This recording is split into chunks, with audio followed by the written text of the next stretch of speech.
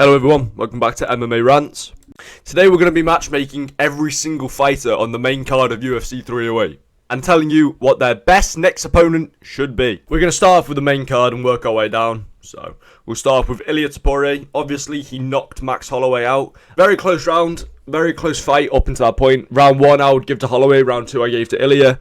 So 1-1, but round 3 Ilia just started rocking him. Pushed him up against the fence, rocked him a bunch of times, and then eventually knocked him out with a big left hand. I've seen some people try and wanting to fight Volk in a rematch.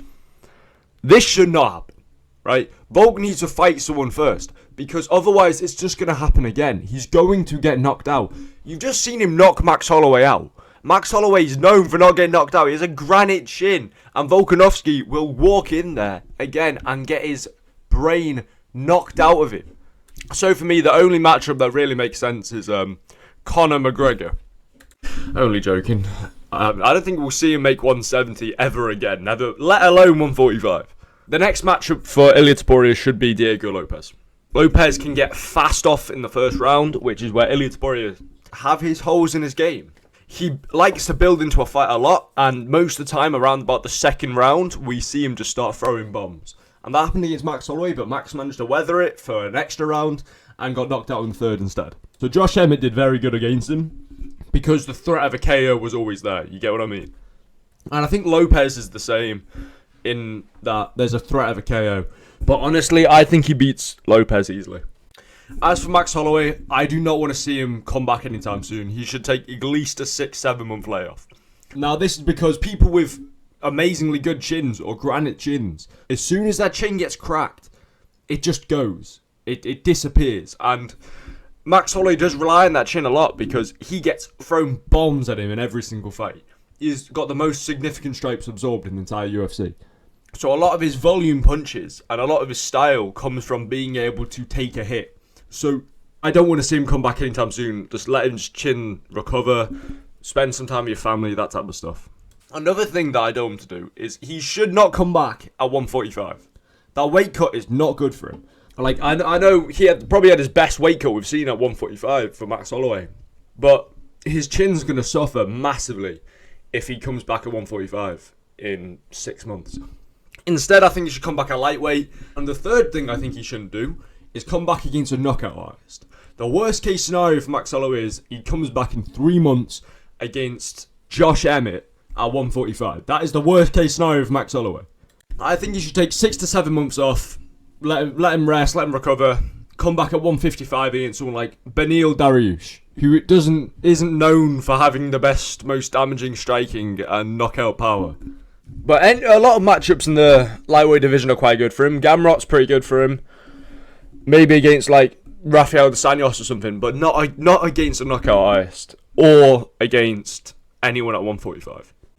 Next up, we've got Khamzat Chimeav with a first round submission against Robert Whittaker. That was insane, right? He broke Whittaker's jaw. I don't know how he did it. I don't know if Whittaker had...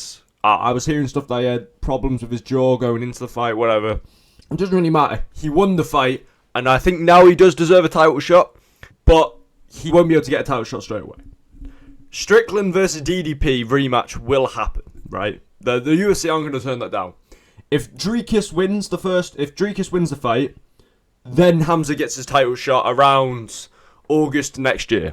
If Strickland wins, then chances are Khamzat won't be getting a title shot till January 2026. So it really depends on the next Dricus-Strickland fight.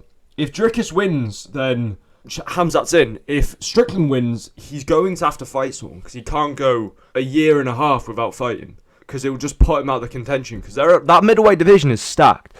There are about 4 guys in the running for a title shot. Khamzat has basically leapfrogged all of them except for Strickland. And if Strickland wins against Duplessis, then Khamzat will have to defend his number 1 position, and he can't just sit on his hands and go do and wait for a title shot, because that just won't come. So I think I will put Dricus Duplessis as his next matchup. However, because I think Dricus will win. But if Strickland wins, then he'll have to fight someone like Amavov, maybe Bohalio, maybe Verossi, you know? Robert Whittaker's next.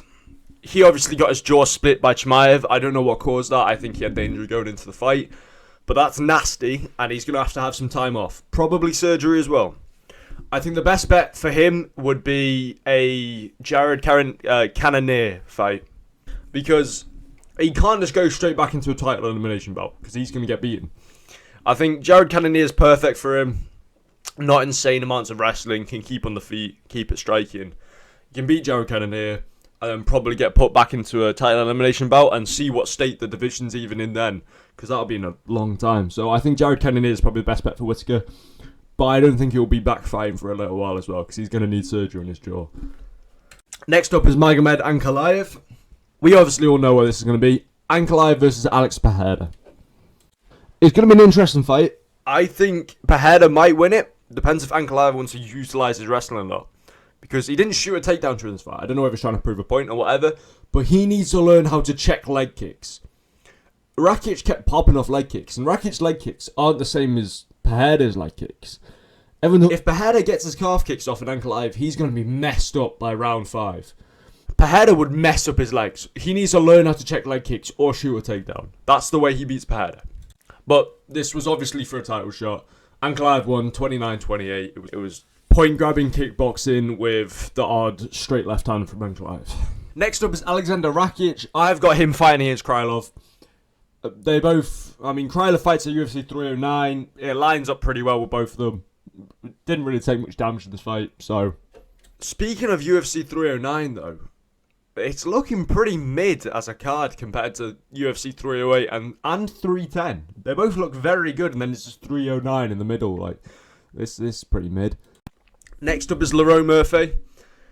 I mean, he pretty much did my job for me and called Josh Emmett on the mic, and I think that's a perfect matchup for him. So, Lerone Murphy, Josh Emmett, there's not really much I can say about that. Obviously, Josh Emmett's a knockout artist, and Murphy is very technical and likes to keep the fight a little bit of a distance. That's where he excelled against Ige. Emmett's a little bit more technical than Ige, especially in the first round or two. Next up is Dan Ige. I think Bryce Mitchell is a good matchup for him. Kind of like a stay in the top 15 kind of bout. So, that's what I've got for Dan Ige. Next up is Shara Magomedov, who knocked out, we'll call him Armen, with a double spinning back fist. It's insane. Brilliant knockout. I'm thinking of... He called out Adesanya on the mic. He will not fight Adesanya. They're not going to feed Adesanya to this up-and-comer. Because he will probably beat Adesanya. Let's be real. Adesanya ain't be doing that good recently. Plus, I think there's better matchups for Adesanya. I would sooner rather give Chimeav a shot against Adesanya if Strickland beats DDP than feed him an unranked fighter. He'd probably be ranked by the time I make this video, but point still stands, I wouldn't give him Adesanya. Instead, I would give him Paulo Costa. I think that's a very good matchup. Very good strikers, both of them. Paulo Costa is known for his wrestling, neither is Shara Magomedov. I think Paulo Costa is a brilliant matchup for him, and it would get him a top 10 ranked fight, so, you know. Lastly up on the card is Armen Petrosyan, who I've got up against the PFL. He's going to get cut from the promotion. That is it for this video. I've been MMA Rants, and I'll see you in the next one.